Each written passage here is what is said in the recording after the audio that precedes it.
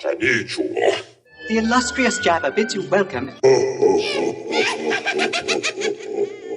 I'm going to regret this. I'm Pete Mitchell. He's Peyton Jones. And this is the Church Planter Podcast, brought to you by Church Planter Magazine.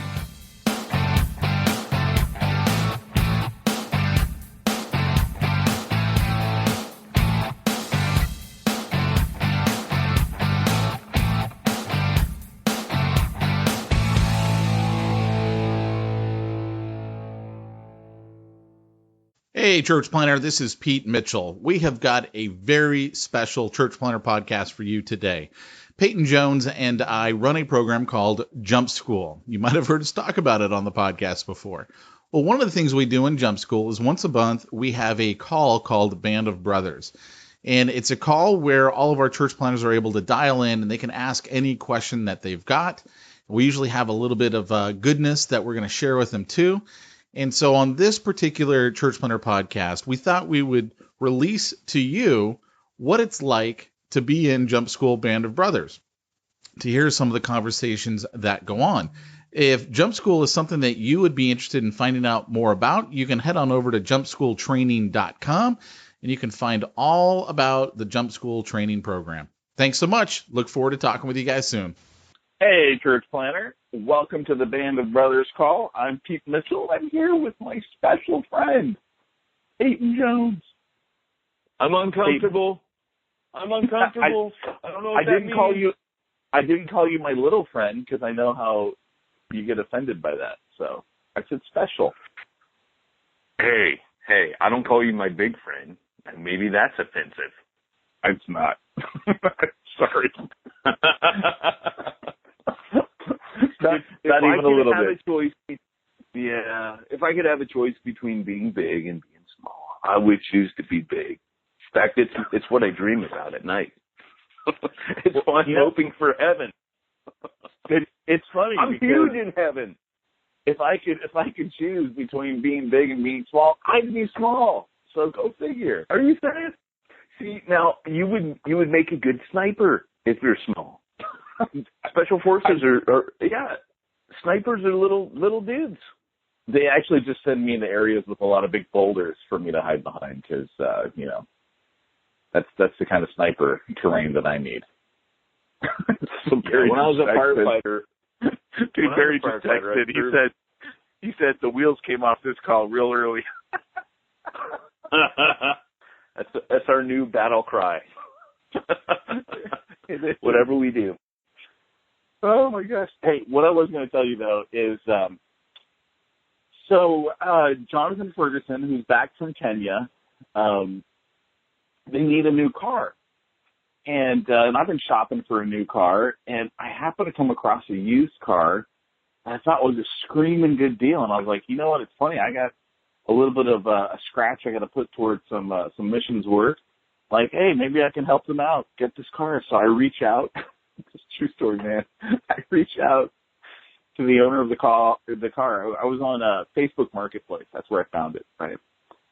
And they messaged me back. They go, hey, give me your email and I'll send you pictures of the car and blah, blah, blah. So I sent them my email. Then later that night, I got an email from a woman, not from the man that I had messaged.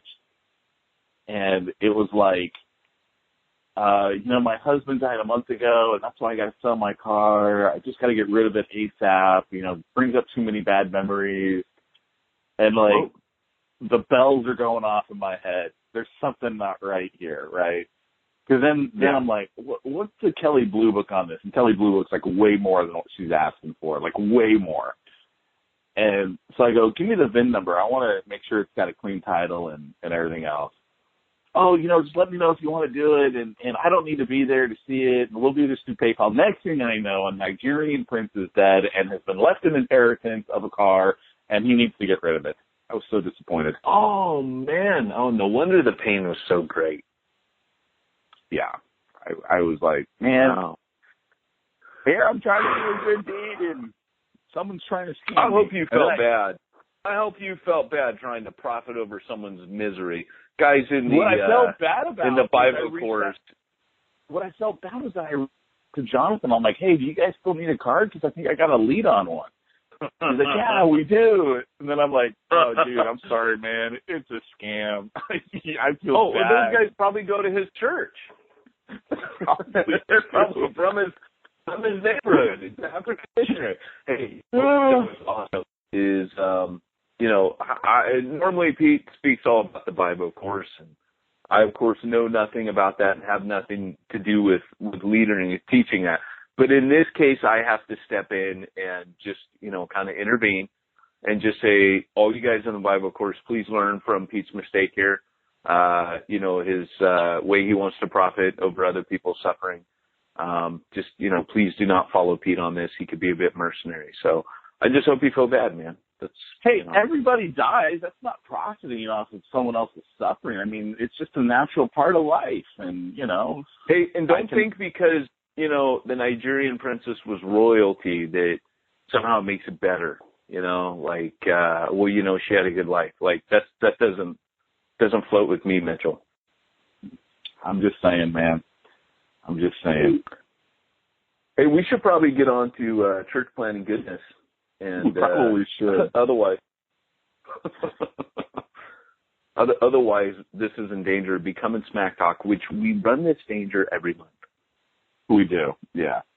All right, well, guys, here's the deal. If you're on the call for Band of Brothers, we've got Peyton, of course, live. And we always like to answer any of your questions that have to do with church planting, any question you've got at all. We'd be happy to address that. And, of course, when I say we, I'm speaking in the royal sense because what do I know about church planting? That's Peyton's gig. So if you've got a question and you're live online, all you got to do is hit *2. That'll raise your hand. I'll pull you over into the call so that way you can ask your question. And I know we didn't get any questions emailed to address. So I don't know if I'm not seeing anyone raising their hand. So Peyton, do you have anything that you wanted to go over specifically on today's call? No, I don't. I don't really think about church planting much these days. And no, I do actually. I want to. So no one has a question. No one's got their hand raised. *2 okay. At any time, guys, if you got a comment or you want to chime in. Yeah. No,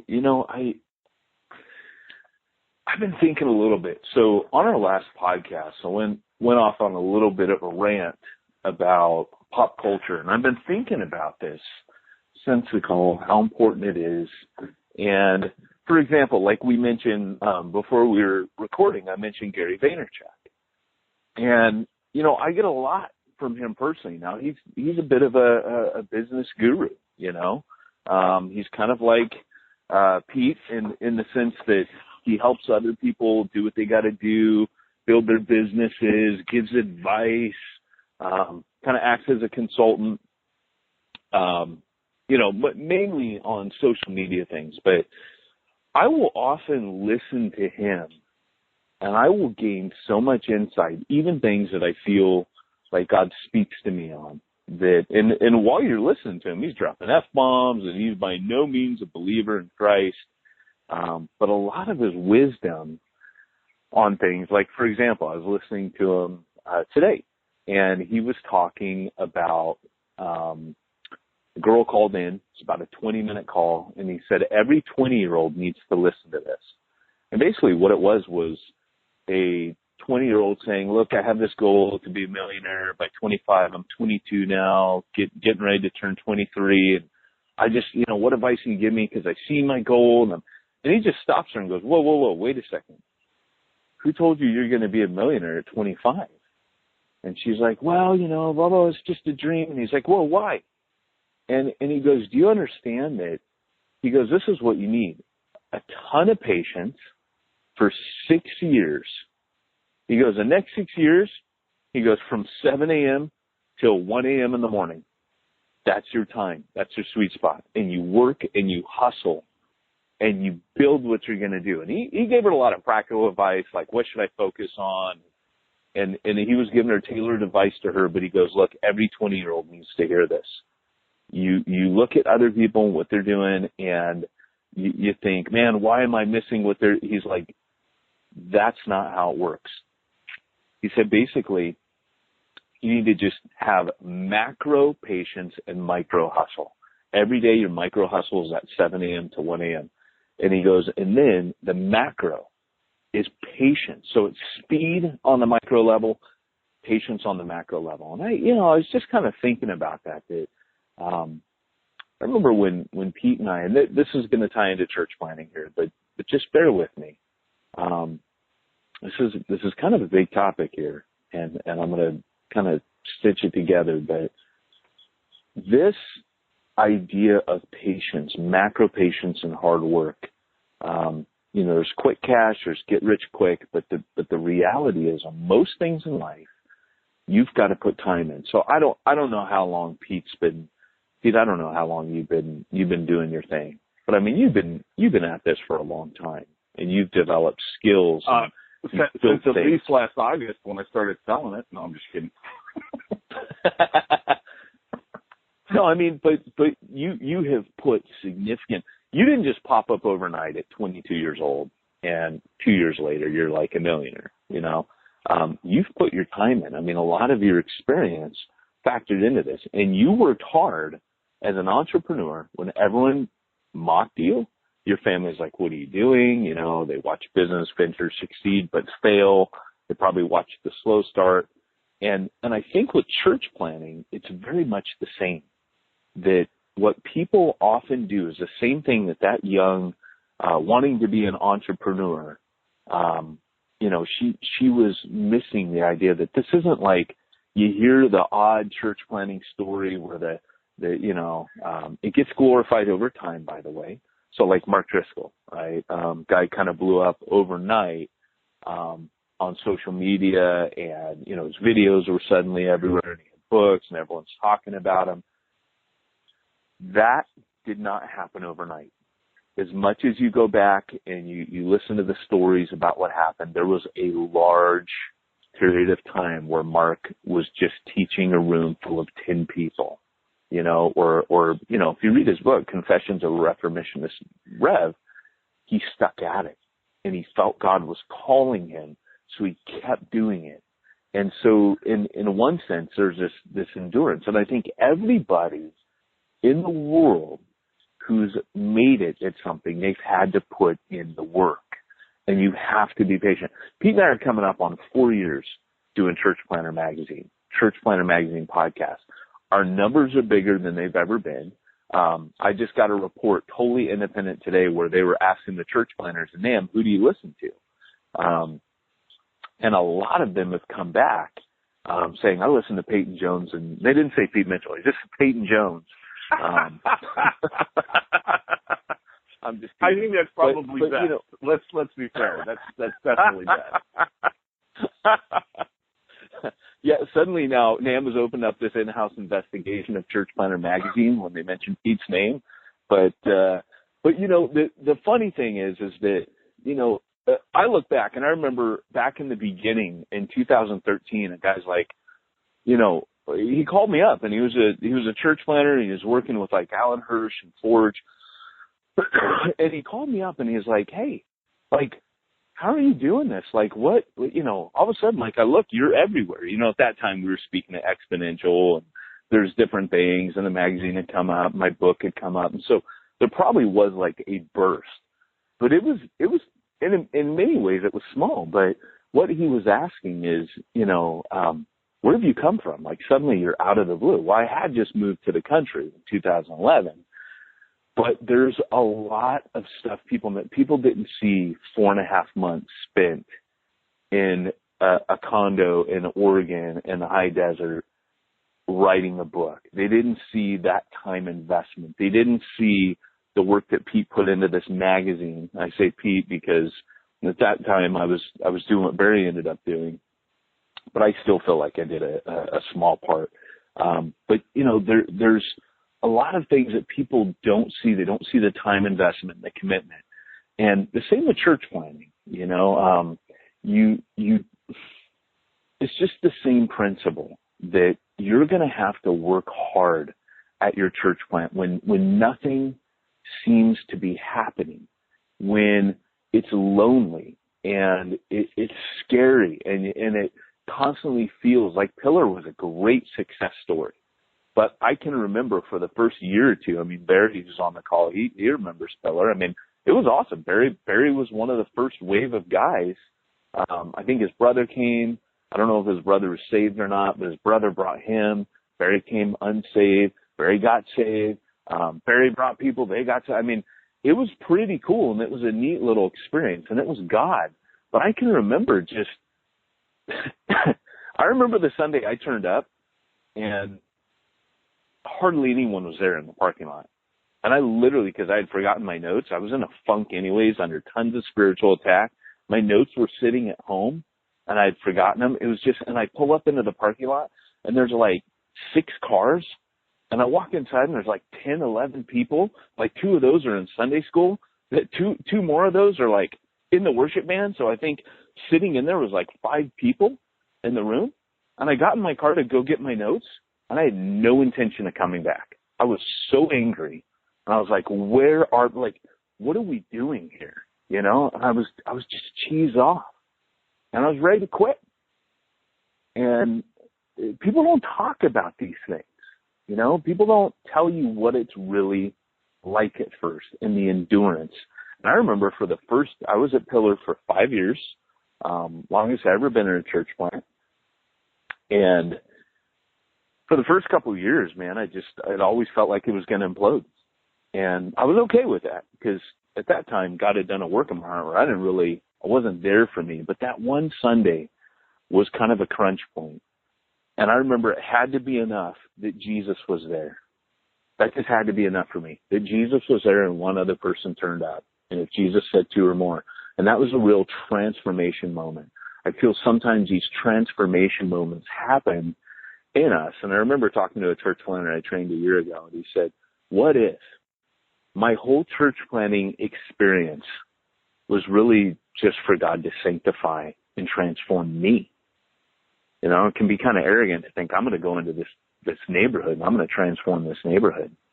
And, you know, what if it's just to transform me? And I think, like Pete says, sometimes we get our eyes off the prize. And those of you in the Bible course, you know, I would caution against, as you start making money, you go, man, this is great. Maybe I should just do this full time and forget about church plan. I would caution and just say, hey, you know, do this as your tent making, but just remember why you're doing this and why you were called to this. I mean, if you're called just to go make money, you could do a bunch of other things, but the reason we do this, the reason that we plant, isn't for any other reason other than that. And when you start having those transformation moments, that suffering and that aloneness and that hard work and that struggle is what leads to the metamorphosis. I told my daughter this week, she was struggling on a walk we were doing. And I said, babe, you work hard at this, you know, because she's just like, I'm tired. And we only walk like a mile. And usually there's like a donut or something at the end of it for her, you know, but I said, babe, it's like the butterfly when it struggles, you know, the cocoon, because we have cocoons that hatch on our property. And we've always made a big deal about it, shown the girls, and we watch it every day. And I just tell her, hey, it's like the cocoon is going to be a beautiful butterfly, but that struggle's a part of it. So I just want to encourage you, church planners, with that. But even a part of the bigger topic of this, and I feel like some of you guys needed to hear that, and that may be a slightly prophetic vein. But here's the deal: I don't feel when I'm often speaking to planters and I'm speaking to ministers that they understand the principle that I was originally trying to lay down, and that is, when I hear from guys like Gary Vaynerchuk, it's the reason God speaks to me is that wisdom is embedded in the universe. So if you understand Solomon's approach to wisdom, Chronicles says that Solomon wrote Proverbs, but that he also gathered and collected Proverbs. Proverbs was not all original writings by Solomon. Some of them are Sumerian Proverbs. Remember, I taught Old Testament for 2 years, and we came to the wisdom poetry. And I had to do some deep digging and deep research on this stuff. And I would look at things where they would find and unearth the Chaldean Proverbs, the Sumerian Proverbs, the Syrian Proverbs that Solomon collected. And Chronicles tells you he did so. So not all of them were him, and they weren't all as if he had heard directly from the Holy Spirit. And so what Proverbs itself and the wisdom literature the Old Testament teaches us is that wisdom is embedded in the universe. That's why he goes to nature. Go to the ant you slaughtered.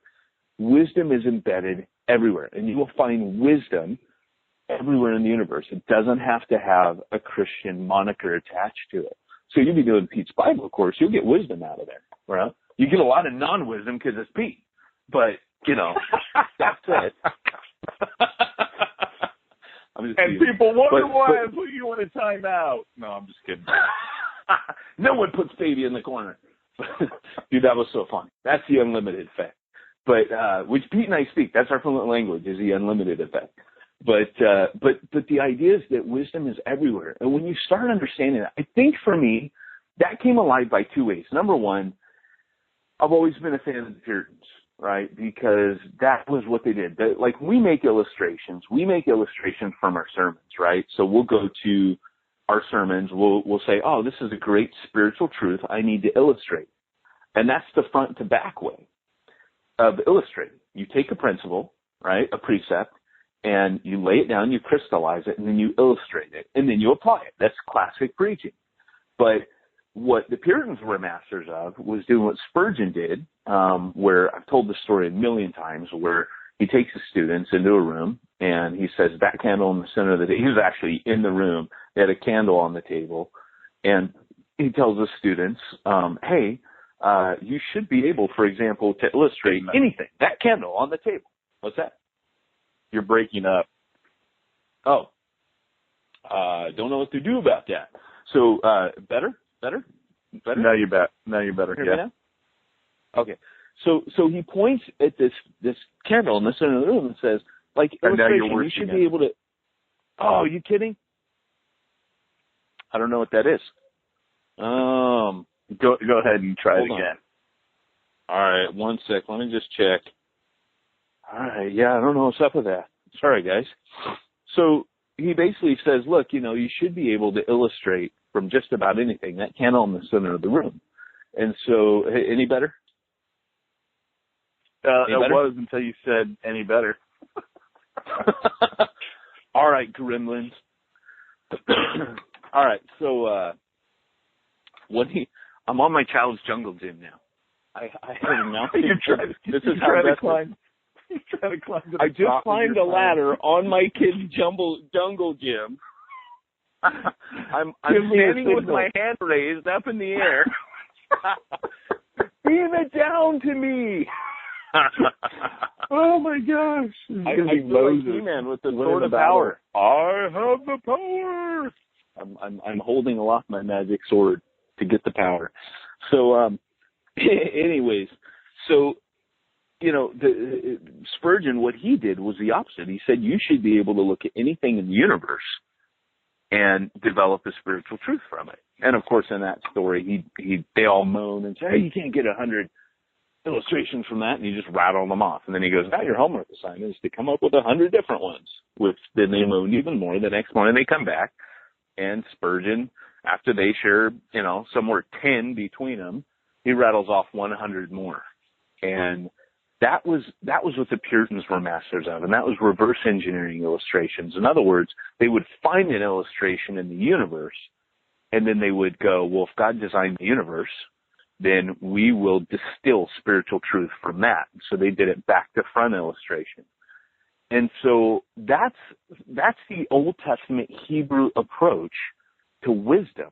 It goes to the universe. It goes to nature. It goes to the way things work. And it's an observation of life that they do. You see, we go to Proverbs and it's written for us in crystallized precept form, but that's not how they got there.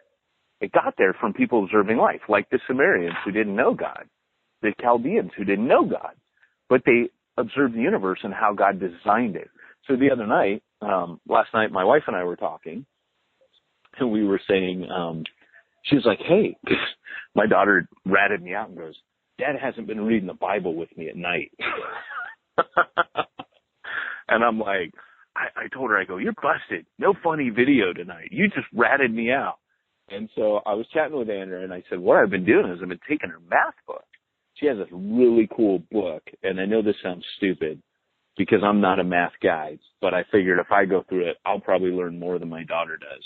But it's this book all about the history of math and mathematics. It's, the science of math. And what's really cool about it is, the first day we go through this book in our quiet time, and it's like, it says everything else, language, words, concepts, we invent those. And so that's language is invented and English is invented. All these things are invented. Art is invented, but math exists. And every culture deals with numbers, and numbers are not open to interpretation. Numbers are numbers. And so we were talking, and I was saying, isn't that cool, babe? It's like if you didn't believe in God, God's put something hardwired into the universe that just is. You can't question it. It just is. It's reality. And what we said was, so we talked about the existence of God and the designer. Someone had to invent math. It's an absolute universe. Like, how radical is that God could just invent something that just is. And you can't do anything about it. And it's hardwired. Math is in everything. There's a sequence in everything. And so it was this really rich quiet time, but it was doing it exactly what we're talking about. That model of quiet time, it was literally taking something in the universe. And so why I'm going into this is because I mentioned on the podcast, it was just a rant. And I put it, when I advertised, I put that in there, that quote. I've never done that before, but I feel so strongly about this. If you cannot relate to pop culture, you cannot relate to your culture. And that's just such a tweetable quote. I mean, it's so true. And I believe this so strongly because when I went to the UK, that was the only way I could communicate with people. Church Zero is filled with illustrations because that's how I learned to communicate the gospel. I had no other connector between a biblically illiterate culture and the culture. And so, and the scripture. So I had to find a middle ground to meet people on. And that was it. So all of that to say, I would find myself, it changed the way that I assimilated information, the way that I absorbed pop culture, the way everything became, kind of like the donkey that Jesus rode in on. And what I mean on that is if you listen to me for any time, eventually I'll say something like, the master has need of your donkey. And basically the pop culture donkey, Jesus rides in on it for me. That proclaims him king. There are spiritual truths hardwired into the universe that movie makers, the TV shows, that pop music, love songs, all that stuff, it all capitalizes on truths that I feel that God even then is still communicating. Just like when Paul quotes the poets on Mars Hill in Athens, where he goes, he harnesses their poetic donkey for the master to ride in on. The master has need of this poetic donkey, boom, he quotes them. One of your own prophets, one of your own poets has said.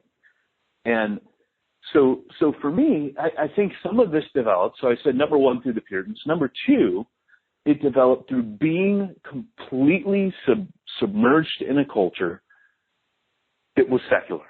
And I mean, we still got religious stuff, and that was for 12 years. We still got religious stuff in America. I can still go to a Christian bookshop.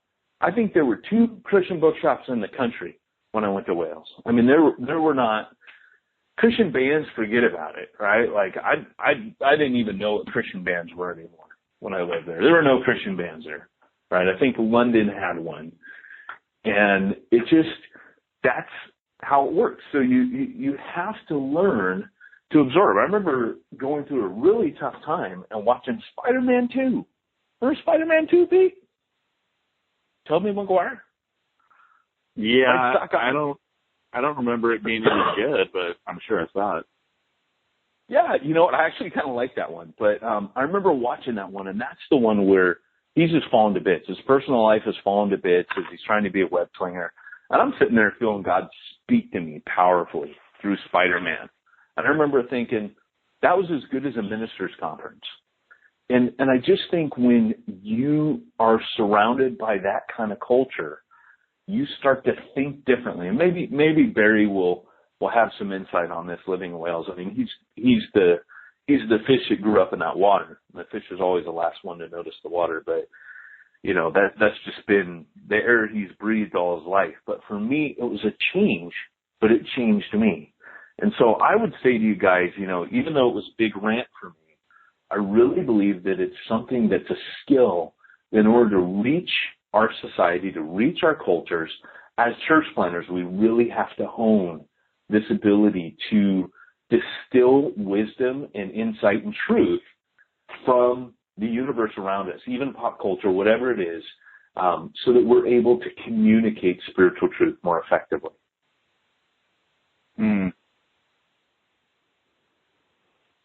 Yeah, I dig it. Well, hey guys, if you've got any comments or questions, go ahead and hit *2. That'll raise your hand. And A. David raised his hand right before Peyton went off on his rant. So he may not even remember what his question is. I'm going to pull him into the call. So hold on a second here. Hey, David, what's going on, buddy? Hey, man, how are you? How are you, Peyton? Pete? Peyton? Can you hear me? Doing good, man. How are you? Yeah, I can hear you. Can you hear me? How you Okay. No, I said, no. I knew it was, no. No, Pete, how you doing, man? I'm good. Peyton. I'm good. Peyton, I think, was probably, he was texting someone, I'm sure. Okay, and my phone's not, someone's trying to call me. Let me make sure this doesn't interrupt me. Send that to voicemail. Okay, so I was very glad to hear everything that Peyton was going into. I think it was a timely call. I think that the subject content was very necessary. It's funny, I told my wife last night that I said, baby, I get a chance to, this morning, I said, I get a chance to participate or be a part of this call. And the brother said, I've just really always wanted to be a part of this and hear it, and just, I knew there was some tremendous truth and relevance, you know, that's being shared. You know, I know I've listened to the podcast for a few years, but I was never able to participate in this, so I was really grateful for the invitation.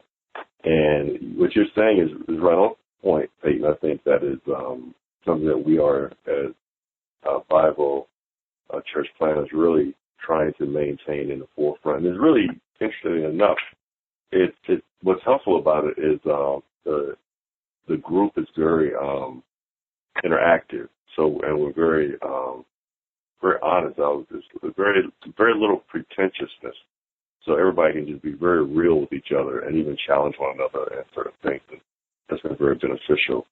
And it's good, man. Good. How Pete is really, I've never known Pete like this. I've only known him through the podcast, but what he has done actually is and you already know this, of course, but he's actually cultivated a group of people with some of his core characteristics. So he's very selfless. I said selfless. Okay. He's he's very sharing with his intellectual property. So we all kind of just have begun to model that. But as you were talking about the way we should be focused and remain focused, I get that. I guess for me, and I didn't quite forget what I wanted to say. It's just so many other things came to surface after you were speaking. But I just really appreciate everything you said, man. It's very relevant to where we are. Some of the things that you brought up kind of made me remember. I read your email the other day about just doing your stuff in the park, and I was like, yeah, I have memories like that too. It's just bringing the church outside and contextualizing the culture, what you're talking about, and how it's really difficult, and it's very difficult to do, actually. I had to learn and be trained in it, and you have to be very, you have to be skilled at it. And I know what it was now, the time issue to be put in on learning these things. I was tying that to Pete's experiences, how we're kind of modeling his experiences, but we're really relying upon his life experiences. Even with church planting, I think people think that, you can just go out and grab a group of people. But, man, I remember sitting on the curb outside of West Jersey Hospital many Sunday evenings waiting for people to show up. And I remember being upset and angry because, no one seemed to get it like I got it. And it's some really, a friend of mine says, hard, raw experiences go with it. So, but that comes with time. That's what makes you seasoned, really. I used to think when I was younger, if I had the chops or I had the mind or the ability, that I had just as much right to accomplish something as the next guy. But my pastor looked at me one day and he said, actually we were talking about me competing against other contractors. And he said to me, you got the manpower, you got the mind, you know what to do. He said, but these guys, man, these businesses have been in business for generations. These are like second and third generation businesses. And you have to understand that when you're competing with them, it's not cut and dry and black and white. And I didn't quite want to receive it at the time. I looked at him kind of out of the corner of my eye. I was driving him actually as an armor bearer. Then years later, I came to understand exactly what he meant, though. There's a season where you have to. I love what you said, Brannigan. It's 6 years. Look at that time as a time of development. And I wish someone kind of told me that more directly. That was the one thing about my pastor that I really couldn't get. He always gave me these kind of side statements. I think I know I do. I need direct information. Do this, do that, don't do this, don't do that. Yeah, but, man. That's it. It's funny, David, because it's like we're kind of, I think what Pete and I are doing in our respective ways, because we love you guys and we respect you and we appreciate God's calling you. Pete's trying to disciple you with the leadership skills that he's developed, and I'm trying to disciple you. And we're a team in that, because ultimately, we're both doing it for God's glory, and we've both got our areas of expertise, but it all comes down to how do we take these guys that are willing to sacrifice it all for the kingdom and, reach lost people? How do we help them? And Pete's got unique skill sets to help with that, and I've got unique skill sets. But really, at the end of the day, what we're doing is we're discipling. We're making disciples. We're taking the journey and we're kicking it back like Paul did with Timothy. And really, eventually my hope would be, as you're getting this life work balance, that as you're developing in the area of being a consultant, that you're also discipling people in your church plant so that it's not all falling on you. Because part of what you're doing is you're freeing up your life to not have to, kill yourself trying to pay the bills. But at the same time, you don't want to, keep the church situation as it is either, where you're not sharing out with a team. And of course, you and I have talked, quite a bit. And, you've got a team leadership approach already. And I know your wife is a vital part of what you do, which is like most of the game right there. But, it's important to start, sharing out the work with your church people too. And that's when church starts getting really healthy, so that you're not the pastor only model doing everything either. And sorry, that's a little bit of a tangent, but just kind of sparked as you were speaking there. Just like we're kind of discipling. Yeah, sorry. Go ahead. No, I'm glad you mentioned that, because that was part of one of the things I thought I might be able to say to you, that when Pete and I talked to about a week or so ago, he was asking me about the plant, and I was sharing with him how, and I've written to you about this, how I'm at a point right now, and that's what I think this group is really designed for me to be able to say that after doing this for so long in different contexts and with different groups, finally really understanding and apprehending the role, I'm going to use your acronym, FIST model, and how significant that is to the success of a healthy church. Because I've approached it from covenantal side, trying to instill covenant.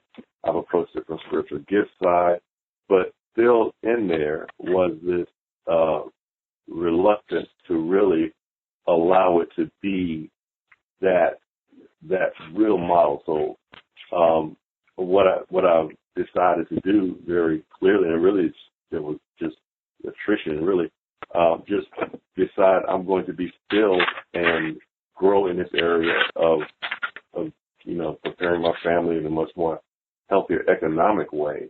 And the Lord's grace has been wonderful in keeping us through it. But I'm not angry anymore about what, different things that take place. But I'm waiting. I have 3 or 4 people who I see their gifts and they're mature, but they're really a part of other churches. They're disgruntled. They're not happy, and they're very connected to me. They look for me to pour into them, and they take the guidance and the discipling that I share with them. And I'm not even rushing them to come and be a part of what I'm doing, because I've realized I'm not really ready yet. I need to be really in a place where I can truly bring them together in a uniformed way that can bring glory to God, not bring fractions. There's always going to be a little bit of fractions caused, but we can actually be expected. They're working with me on projects, but I'm keeping them very much in line with where they are. I'm not trying to create something just out of my own energy. I think that's a lot of insight right there. I think that's kind of that's worth the price of admission right there. Again, it goes back to that taking time. One of the most common mistakes I see with guys either I coach or church planners is they don't, again, like Gary was saying, Gary Vaynerchuk, they don't put the underground work and time in of developing the core team. That's why a lot of, we spent $20,000 on the Jump School project. I mean, that's a lot of money for me. I mean, I've never spent that much money. And it wasn't, Pete jokingly said, or seriously said, Pete doesn't understand to get the money part. I'm a terrible businessman, but I never made that stuff to make money. That video was kind of really a way for me to give back to the church that really had fed me all those years, with sermons or, and I just remember thinking there's a lot of guys out there. I can pay this forward. I can give back what I know. And what I know is this is one of the biggest mistakes a church planner makes, and they start out wrong. If you start out wrong, it's much, much harder to put all the mice back in the box once you've let them out. And it's not too late to relaunch. A guy can always pull it back and relaunch, but you're right. Having that kind of foundation laid before you start building, it's that underground work that goes on. I wouldn't, I say 6 months to a year, but even before that, like there's maybe a year before that. So you're looking at maybe 2 years. There's a year before that where you're talking to your wife, you're praying, you're seeking the Lord, you're trying to work out whether or not you're called. So really, realistically, it's almost going back like 2 years. But sometimes what a guy will do is like 3, 4, 5 months in, after praying with his wife during that time, he goes, right. And then he goes, okay. He does the next thing he knows how to do. All right, let's start looking for a hall. And 2 months later, he's launched something, and he's got a few people with him, and he's trying to advertise on Facebook, and it's just a mess, Yeah. And so part of that Jump School training was to help guys avoid that, because it makes sense. It makes sense why guys would go that way, but there's a lot more prep work and groundwork that needs to be done. Thank you. Thank you very much. Thank you, man. Very more at this time. Hey, real quick, hey David, let me ask you this: how's the library going? Because that's quite a. I'm debating getting you on, hardcore for that. Well, I'll never forget that morning. We talked and you threw this idea, this concept out there, and I took it back and she jumped on it. Matter of fact, we had a slight. It's going great. It's going great, Peyton. We had about some nights we had as high as 15, but then we got a core out of that group. Wow. That was that's about 6. And then they did a schedule change because they had some things on their schedule. We booked like 3 months in advance. We booked out 3 months of weekly sessions, and the library supplied all of the writing utensils. I created a curriculum that PowerPoint is a whole blown 9, and they paid me, man. They offered me $300 a month. I was like, praise God, that's like $65 an hour. Now that's my rate. I like that rate. I can work with that, right? So, and Peyton doesn't understand. Get the money. No, that was accidental. Full disclosure. I was about to say in full disclosure. Peyton didn't say anything about the money. He was like, listen, it was a great way to be embedded in the community and become part of it. And I'm really big on that. So I'm always looking for ways to do that.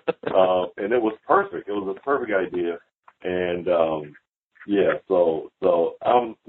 now moved to Monday night. And in full disclosure, Peyton does not understand Get the Money. Give our listeners real quick, because I know we're running out of time, but give our listeners a little bit of background as to what it was you were trying to do. For those who don't know what was going on with the library, just give us a little background. All right. Well, the idea was to become a part of the library culture.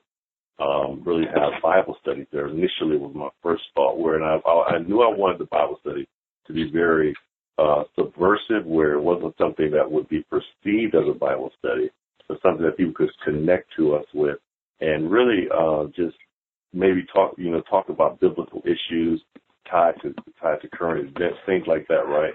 And then Peyton said, "Well, hey man, you're a writer, dude. Why don't you start a writing workshop?"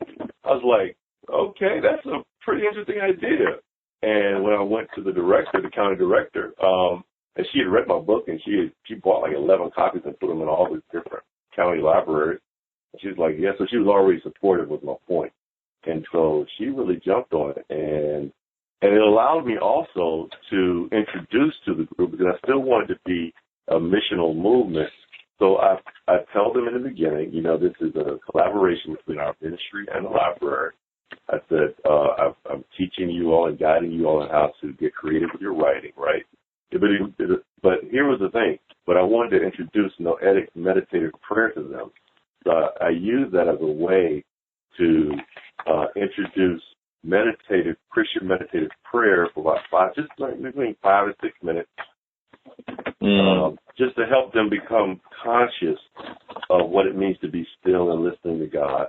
Because in our culture today, that's not really part of our world. So, but I couched it in a way to make it appear, or very clearly, that this was a way for them to gain creativity. Because people who are highly spiritual, they want to be creative. So, but this was the way the Holy Spirit will help you gain creativity.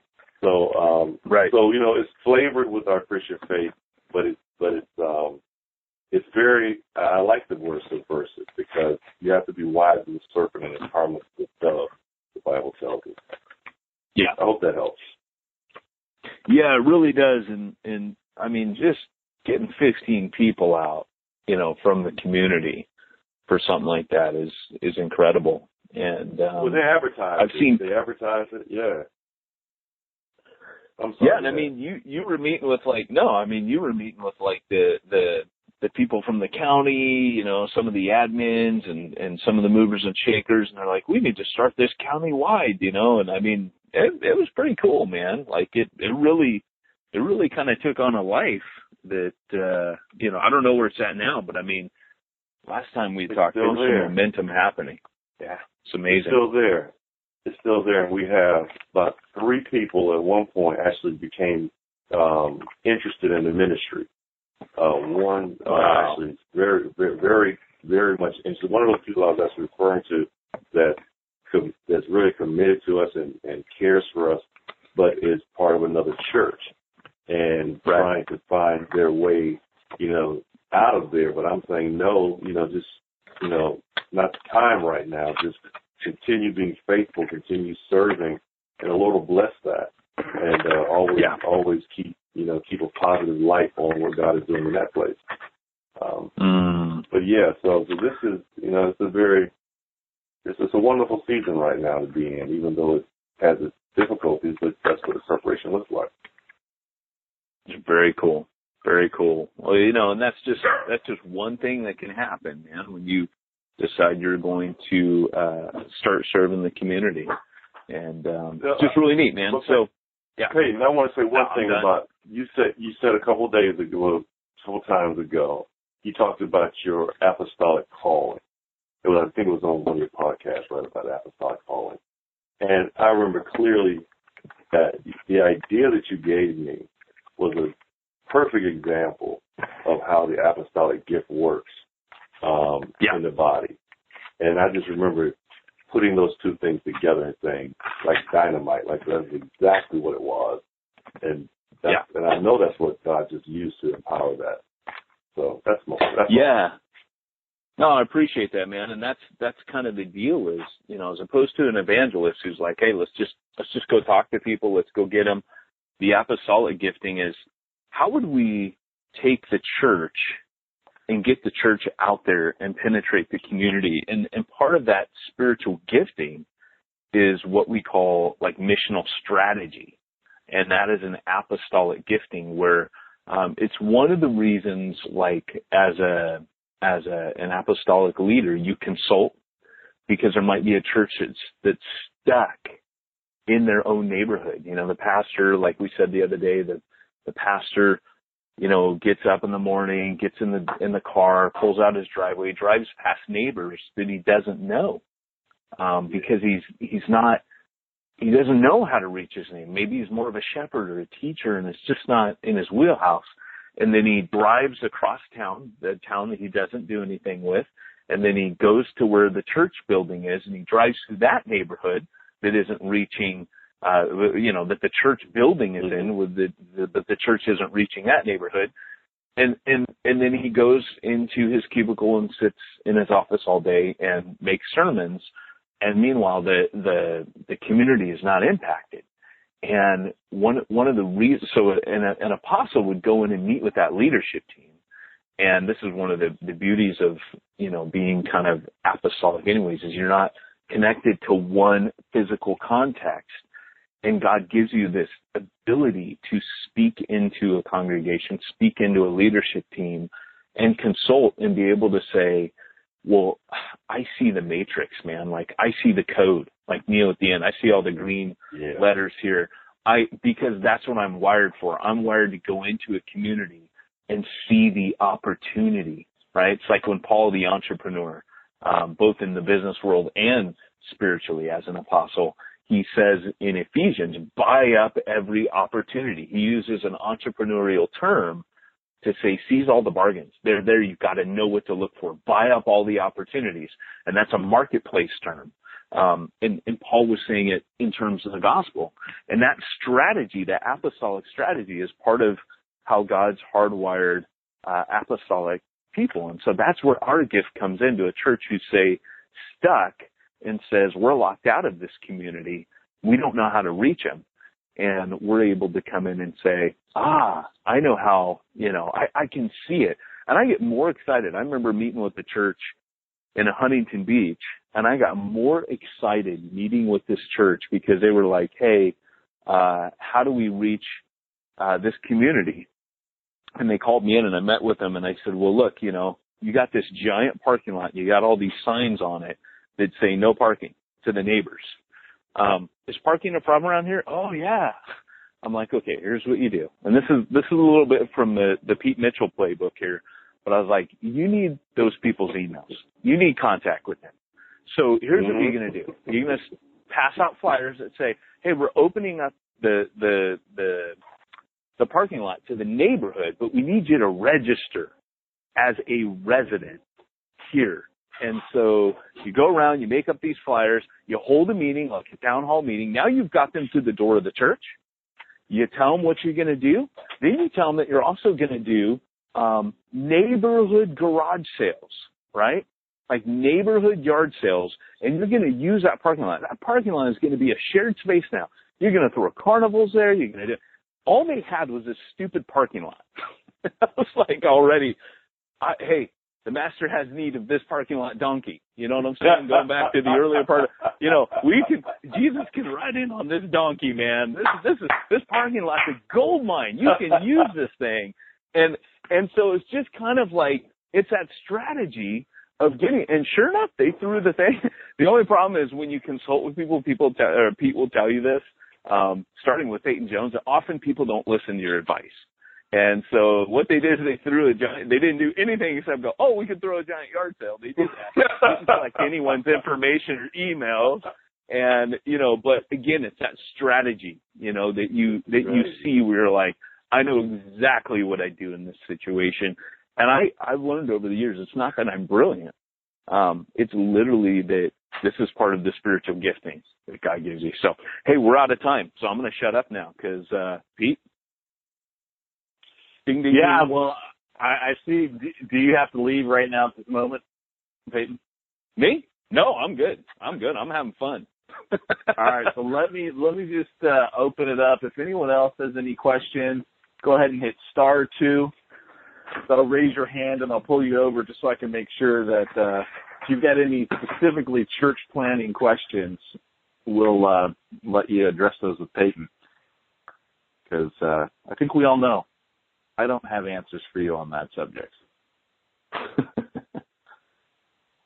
We did get one text in from Tyrone, which I actually thought was a pretty good question. And I see he's on the phone now, but let me just read you what he texted in. I'm just going to read the first half. Should I have a landing page for my church? I think that's a great question. What, Peyton, is your take on the web presence a church should have, a church plant should have? Huge believer. And I'll often kind of like pick fun a bit and say things like, oh, Shirley Paul didn't roll in with a sexy logo and a fancy website and rented space and go, hey, I'm planning a church. He did the opposite. He went, that's back to front. That's what I call church starts. But would I for a second suggest that you would not put a lot of time and effort into your webpage? You should. And I've planted before, like Refuge Long Beach, our webpage sucked. And I remember talking to Pete about it once, and Pete's like, well, it's Refuge Long Beach. We still needed a web presence, and we had one, but make no mistake. The first thing you do and we talked about even our homeless population had cell phones, man. Like, everybody's got cell phones nowadays. First thing you do is you go and you check out the website. Every time. Whenever I hear of a church, first thing I do is a Google search and I check out that website and I cyberstalk them. And I figure out if I'm going to go preach there, that's what I do. If someone tells me about them, that's what I do. If someone tells me to go into the church, that's what I do. And don't for a second think that a non-believer who's afraid to go to church isn't going to first cyberstalk you and, check you out online. It is very, very, very important to have a website that just, if nothing else, to ease the anxiety that people have about coming to your church. I do think we got to be careful nowadays of trying to be cool. People aren't looking for cool church anymore.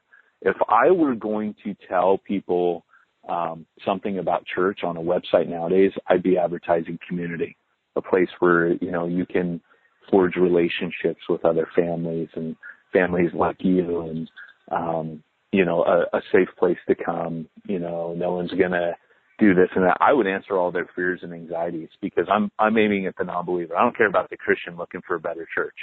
I care about the non-believer who's afraid to come. And I want to speak into that. Yeah, I I'm going to throw my 2 cents on this. I'd agree wholeheartedly. And this is where, guys, things are different than I would do in business. Because in business, we always talk about having a landing page specifically. We're doing lead capture. But for the church, I would do what in business I would refer to as an authority website. So an authority website is meant to show, well, in business, it's meant to show that you're the expert, you know what you're talking about. That's where people go and they're like, okay, good, I am glad I'm doing business with XYZ company. It doesn't do you any good to get leads from that because it doesn't work like that. That's where you need the landing page. But in church, I think Michael Cheshire said it best in, I think it was his How to Knock Over a 7-Eleven and Other Ministry Training. I think it was in that book that he said this. He goes, the second time someone visits your church, it's when they come through the door. The first time is when they go to your website. And I 100% agree with that. You can take to the bank that they are going to your website before they go check out your church. And one of the things that Michael Cheshire did and suggested, and I'll just throw this out. Yeah, I know, right? I'll just throw this out there because I know some people are going to have different views on this. But he goes, I think it's so important that you put your sermons online because people are going to go listen to it to see if they want to come to your church.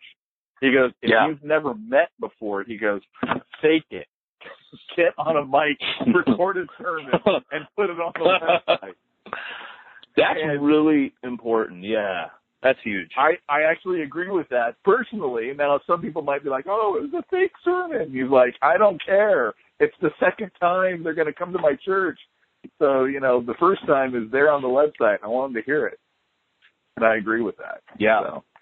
Yeah, because what they're looking for really, again, is are you one of those guys that yells at people? You know, am I going to hear weird things? Am I going to feel creepy there? Or are you going to make me feel bad? Like, people are, you know, and I know there's like the diehards out there. They're like, I don't care. I want to make them feel bad because that's the gospel, baby. I'm going to give them the law before I give them Jesus. I'm not talking about that. I'm talking about, you know what I'm talking about. Just think of it this way, guys. What would Jesus sound like on your church website? What would Jesus sound like? And that's how the goal is, to get people to meet Jesus. And so as you're building your website, I would just keep going, how did Jesus present himself? Well, that's how I want to be perceived. That's how I want this church to be perceived. Friend of sinners, has time for people to come and sit down on the side of the well and hear their story, and, you know, maybe talk about the fact that all of us have stories and we've all come, you celebrate diversity, all come from different backgrounds, and boom, boom, boom, and we value diversity. And I mean, you just take who Jesus is and put that into a website, man, you know? Yeah, I like it. Any other questions from anybody? Go ahead and hit *2. That'll raise your hand, and we'll pull you over into the call, and you can ask your question. Bueller. You know, I tagged you when I saw that commercial, right? Like that night. I'm like, Pete Mitchell. Oh, gosh. I still think you when I see that commercial and laugh out loud. Well, I appreciate that, I guess. All right. Well, here's what we're going to do, guys. For those of you who are in the BIVO Business Growth Consulting, we're going to go ahead and hang on the line, and we'll be able to talk about business. Everyone else, the Band of Brothers call is concluded, so don't make me kick you off, because I'll kick you off. I see you guys. All right, I'm going. No. I'm going. You don't have to leave tape, but I know you'll probably get in trouble for being associated with me. But, man, I already feel like my garments are singed. Just the taint of it. So, hey, I'll see you guys later. Thanks. Go ahead. Sorry. Let me do the sign out for the Jump School Band of Brothers call. And remember, if you don't find yourself surrounded, you're in the wrong landing zone. Jump School! I got to get that in there, man. I got to get that in there. That's good. I'm glad you did. Hey, and we should use this for the podcast this week. So That's just my 2 cents. Be good. All right. God bless you guys. Talk to you later. Bye.